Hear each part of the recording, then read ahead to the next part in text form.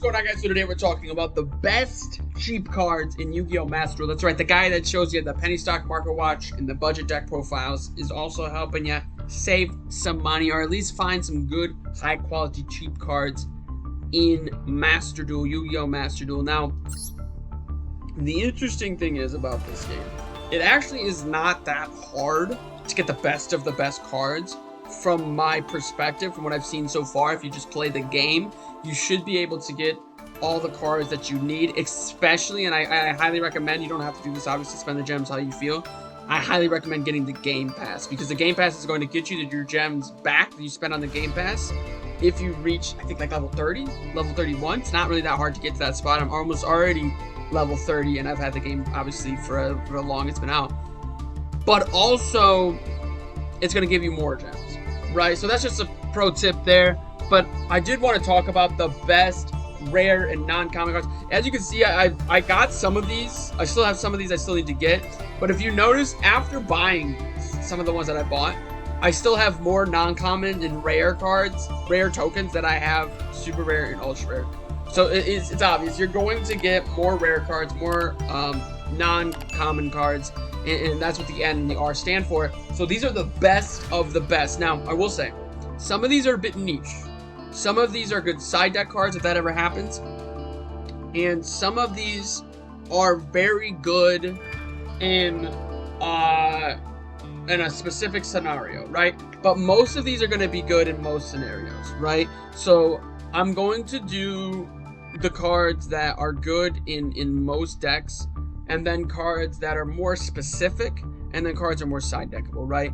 So let's just jump right into it. If you guys like this content, make sure you let me know by clicking that like and subscribe button. But the first card I want to talk about is Chaos Emperor Dragon. Now, I will say this card might get banned or put to 1 if there's an updated ban list. And there's been kind of talks that there might be an updated ban list soon, but this is one of the best cards of all time. And the fact that it's a rare is insane. I'm trying to see if this is errata. Like, it's an insane card, even if it is errata. Like, it's still a really solid card. I don't think it's errata, though. It's been so long since this card's been legal, so I haven't read it in a while. But this is definitely the best card. It does require light and dark archetypes, but there are just so many of those. And you can just literally splash this card in at 1 or build a deck around it. That's how great the card is. The next card I want to talk about is actually 2 different cards. It's actually going to be Jizukiru, the Star Destroying Kaiju, and Godarla, the Mystery Dust Kaiju. So these are the only 2 Kaijus I was able to find under rare and non-common. And I do want to say that too, while we're already 3 minutes in the video. There are a lot of rare and non-common, so I may have missed one. One may have slipped through the cracks, right? But I got a pretty good list here together. And what's great about Kaijus, right, is that they can out any board. Oh no, my opponent has Appaloosa, it has Makaba, Winda, it has, you know, and then another Floodgate monster, right? I don't know how to out that, right? Okay, well, here you go. Let me put Godarla on top of Winda, so now I can special summon. And now I can special summon Jizukiru and destroy Appaloosa, right? So now we're in just such a great game state already, because I have this free 3-300 attack beat stick, right? And what's cool about Jizukiru and Godarla is that they both can be used to special summon themselves out. If your opponent controls a kaiju, they can both be used to tribute off an opponent's monster.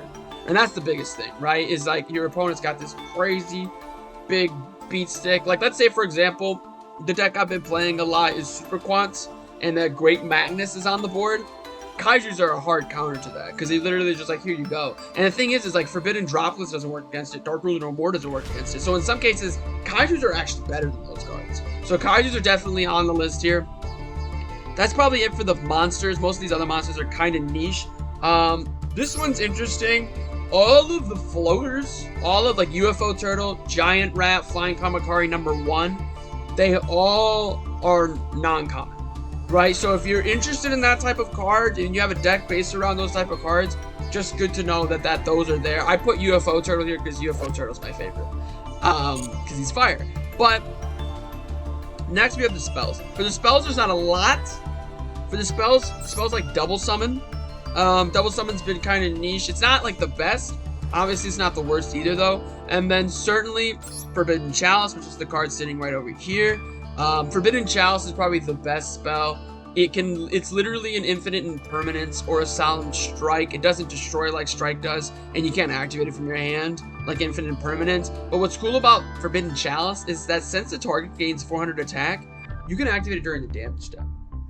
Right, and if you don't know what that means, I can do a separate video talking specifically about the different things that happen in the damage step, because the damage step in and of itself is gigantic. But you can activate Forbidden Chalice in the damage step, which is huge implications, right? So I mean, that's like an access code going to attack Forbidden Chalice. If access code attacks Blue Eyes, Forbidden Chalice on the access code.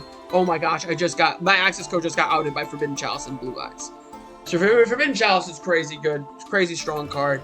And it really is, it sees play all over the place. And so the fact that this card's a rare was insane to me. Mystical Space Typhoon's another one. I absolutely love Mystical Space Typhoon. It's not too hard to get Twin Twisters. I haven't seen anybody run Cosmic Cyclone. Mystical Space Typhoon will get you there. Cosmic Cyclone, Twin Twisters are better, but Mystical Space Typhoon will get you there. And Book of Moon. I love Book of Moon. Book of Moon has so many cards. Because what's great about Book of Moon is you can use this defensively, which is how most people think about it. Like stop an Xyz summon, stop a Synchro summon, stop a Link summon. But you can actually use Book of Moon offensively. You can actually, like, if your opponent activates Forbidden Chalice, right? Let's say I normal summon, I just saw a bunch of Yusendrus, because Yusendrus are all over here too. I normal summon Yusendru, 1, activate effect to summon out Yusendru, 2, right? Chain Forbidden Chalice. Target one face up monster on the field, negate its effects. Chain, Book of Moon, flip my monster face down, get my 2 out. Right? And so Book of Moon is actually a very great card, and the fact that this is a rare was insane to me too. That's actually it though for the rares. Shuffle Reborn is another good card that you might be able to sprinkle in. Shuffle Reborn's kind of, everybody has these cards that they just throw into every deck no matter what. And Shuffle Reborn almost always sneaks its way into decks for me, especially decks that interact with the Banish Zone. But that's it for the spells. For the traps, Torrential Tribute, one of the best trap cards in the game of Yu-Gi-Oh right now. A lot of times people try to play around it, but they can't. It's so good. And the thing is, dude, you can trigger it, your opponent can, and it's just your opponent's never ready for it, right? So a well-timed Torrential Tribute can literally win you the duel.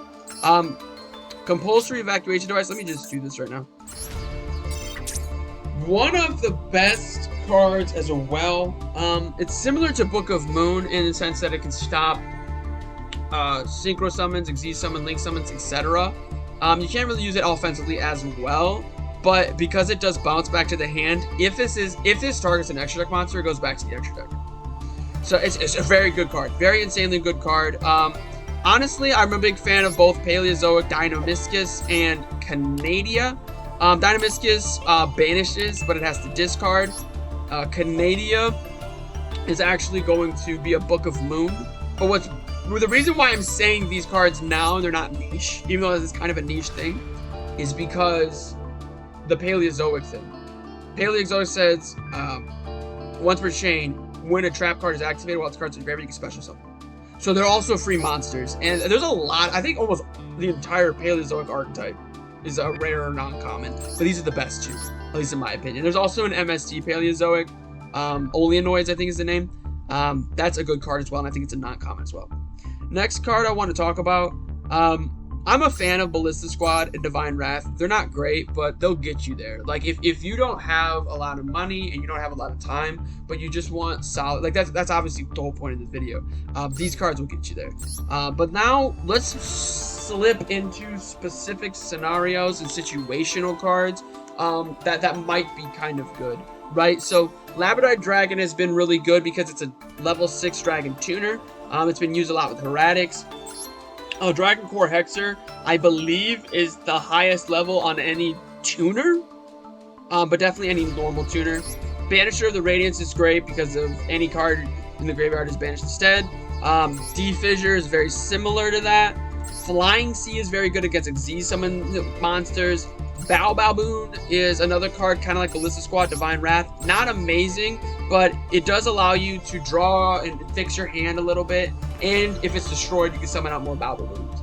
Trap Eater's really good against continuous trap heavy decks, or just like floodgates. Magic Planner is good in those decks. A little backwards there. Photon Thrasher is another Shuffle Reborn. I just throw Photon Thrasher into everything. It's searchable off of Rhoda, and it's a free level 4 monster, which usually leads to a free level 8 Synchro or rank 4 Exceeds. Next, Danger Thunderbirds. This is the only Danger card I could find that was rare or non-common. Any Danger cards are going to be good. They're free summons, and this is one of the bigger ones. Polymerization. I don't think you're playing Yu-Gi-Oh! If you don't know what this card is.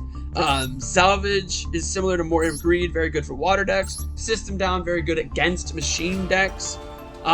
Where Art Thou is very good if you're running a level 1 base strategy. You can learn to search any level 1 monster in the entire game.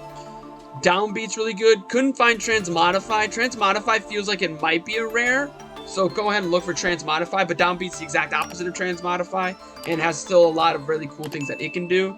Different Dimension Reincarnation, similar to Shuffle Reborn and Photon Thrasher. If a deck banishes a little, I try to run this card as much as I can. Summon Breaker, Extra Net, 2 amazing Floodgate cards. Summon Breaker says during main phase 1, if the turn player conducts 3 summons, it becomes the end phase. Extra Net says if a monster is summoned from the extra deck, the opponent draws a card. So like,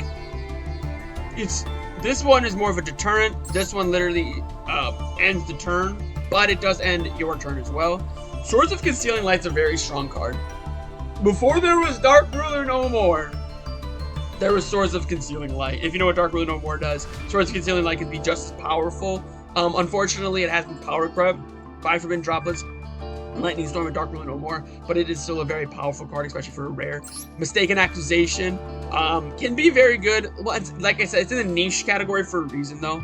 As is Typhoon. Typhoon can be activated from your hand. That's why Typhoon's here. And then Light and Shadow Imprisoning Mirror are both here. Now, let's talk real quick. There's 6 cards in the extra deck.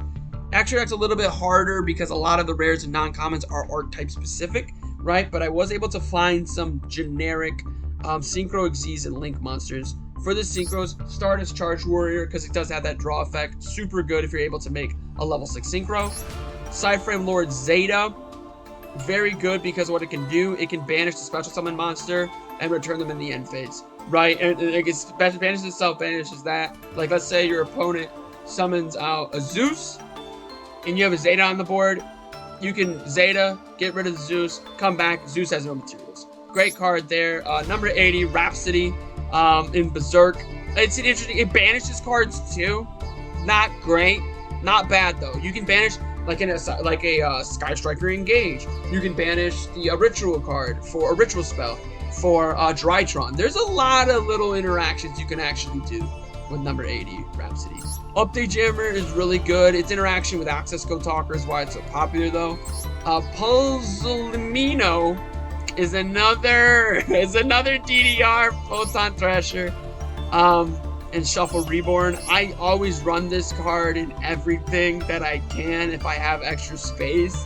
The level manipulations is so great for both Synchro Summoning and Xyz Summoning. And Cross Sheep is actually one of the best cards on the entire page. Cross Sheep is such a good card. I was so surprised to find Cross Sheep as a rare or non-common. So just to recap, Cross Sheep, Torrential, Chalice, the Kaijus, and of course Chaos Emperor Dragon are some of the best rare non-common cards in the game, non-archetype specific of course. But let me know what you guys think.